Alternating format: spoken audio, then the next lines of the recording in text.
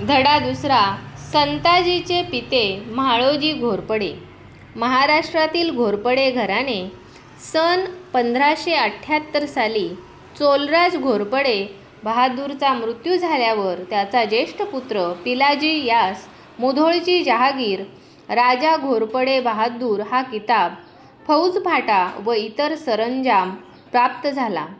मुधोळच्या या घोरपडे घराण्याची महाराष्ट्रातही काही वतने होती.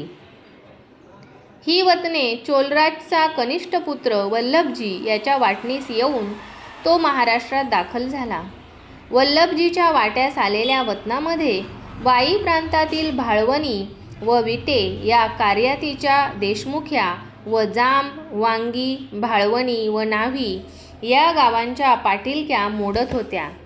ही वतने सांभाळीत वल्लभजी व त्याच्या पुढील पिढ्या महाराष्ट्रातच स्थायिक झाल्या. इथल्या भूमीशी हे घराणे इतके समरस झाले की ते पूर्णपणे महाराष्ट्रीयन बनले.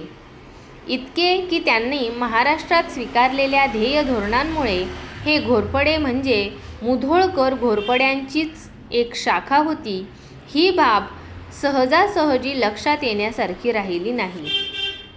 दोन घराण्यांच्या भिन्न प्रवृत्ती. या ठिकाणी आणखी एक गोष्ट लक्षात ठेवली पाहिजे की याच काळात सुजनसिंहाचा वंशज शुभकृष्ण याची शाखा भोसले या नावाने महाराष्ट्रात वावरत होती. या भोसले घराण्यातील मालोजीराजे भोसले, शहाजीराजे भोसले व शिवाजीराजे भोसले या पुरुषांनी चढत्या श्रेणीने आपला अभ्युदय घडवून आणला. वास्तविक कर्नाटकातील मुधोळकर घोरपडे घराणे व महाराष्ट्रातील हे भोसले घराणे या एकाच वंशवृक्षाच्या शाखा होत्या, पण या दोन शाखांनी दक्षिण हिंदुस्थानाच्या इतिहासात भिन्न भिन्न मार्ग स्वीकारल्याचे दिसून येते. महाराष्ट्रातील शहाजीराजे भोसल्यांनी स्वसामर्थ्याने एका मोडलेल्या शाहीचे, निजामशाहीचे पुनरुज्जीवन करण्याचा प्रयत्न केला, तर त्यांच्या पुत्राने शिवाजीराजे भोसले यांनी त्याही पुढे जाऊन नवीन शाही, मराठेशाही स्थापन करून दक्षिण हिंदुस्थानाच्या नव्हे तर अखिल हिंदुस्थानाच्या इतिहासात नवे पर्व सुरू केले.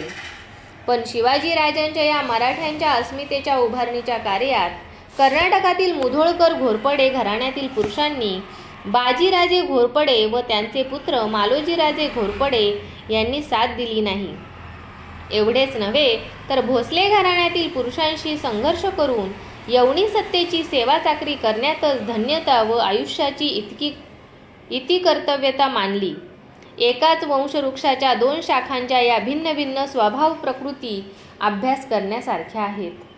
महाराष्ट्रातील घोरपड्यांचे भोसल्यांशी सहचार्य असे असले तरी मुधोळकर घराण्यातून फुटून महाराष्ट्रात आलेल्या वल्लभजीच्या घोरपडे घराण्याचे भोसल्यांशी सहचार्य घडून येऊन त्याने आपला वेगळाच इतिहास घडविला. या घराण्यातील म्हाळोजी घोरपडे यांनी शहाजीराजे भोसले यांना आपली निष्ठा वाहून आपला अभ्युदय घडवून आणला. मुधोळकर घोरपड्यांकडे जसे पिढ्यानपिढ्यांची जहागीर व सरंजामी वैभव होते, तसे म्हाळोजीकडे काही नव्हते आणि हे सरंजामी वैभव टिकविण्यासाठी मुधोळकरांना यवनी सत्तेच्या एकनिष्ठपणाचे व्रत चालविणे जसे आवश्यक वाटत होते, तसे म्हाळोजीस वाटण्याचे काही कारण नव्हते. म्हाळोजी हे देशमुखी, पाटीलकी यांसारखी वतने सांभाळणारे एक सामान्य वतनदार होते. या वतनदाराच्या मनात राजनिष्ठा ती काय असणार आणि दक्षिणेतील राजकारणाच्या इतिहासात तिचे मोल ते काय असणार. सारांश म्हाळोजीच्या मनाची पाटी कोरी होती. स्वाभाविकच या पाटीवर शिवाजीराजांच्या स्वराज्याची प्रतिमाही चटकन उमटली. म्हाळोजींनी स्वराज्याच्या उभारणीत मनःपूर्वक सहकार्य दिले, त्याची ही पार्श्वभूमी. म्हाळोजी घोरपडे. या पार्श्वभूमीवर संताजी घोरपडेचे पिते म्हाळोजी घोरपडे यांची कामगिरी तपासून पाहिली पाहिजे.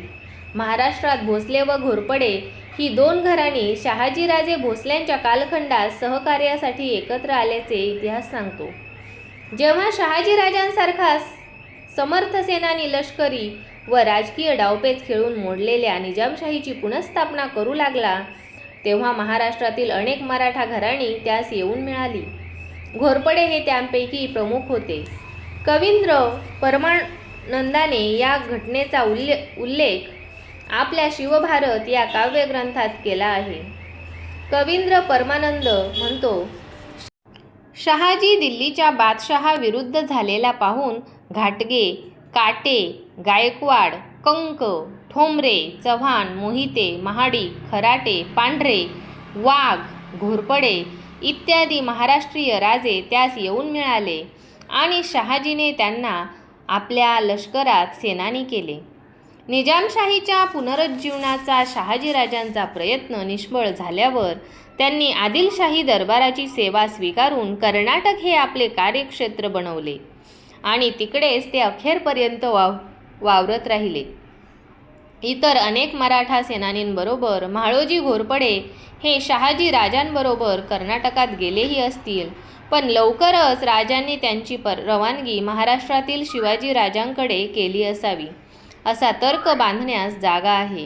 कर्नाटकात गेल्यावर पुणे जहागिरीतील आपल्या पुत्राकडे जे अनेक कर्तबगार मुलकी व लष्करी अधिकारी शहाजीराजांनी पाठविले त्यात म्हाळोजींचा समावेश असावा. स्वराज्य स्थापनेच्या कार्यात सहभाग. शिवाजी महाराज आणि म्हाळोजी घोरपडे यांचा स्वराज्य स्थापनेच्या प्रारंभीच्या काळात कसा संबंध घडून आला या संबंधीची रूपरेषा वजा माहिती घोरपडे घराण्याच्या कागदपत्रात मिळते. कापशीकर सेनापती घोरपडे घराण्याच्या कैफियातीत म्हणाले आहे, मूळ पुरुष म्हाळोजीराजे घोरपडे व शककर्ते शिवाजी महाराज यांचे वडील शहाजीराजे भोसले बादशाहीत सरदार होते. हिंदू धर्माच्या कामात पादशाहीत विकल्प आलेवरून म्हाळोजीराजे व शककर्ते शिवाजीराजे यांचे हिंदू धर्म संस्थापन करण्याबद्दल एकमत होऊन बेलभंडार परस्पर देऊन तह जाहला.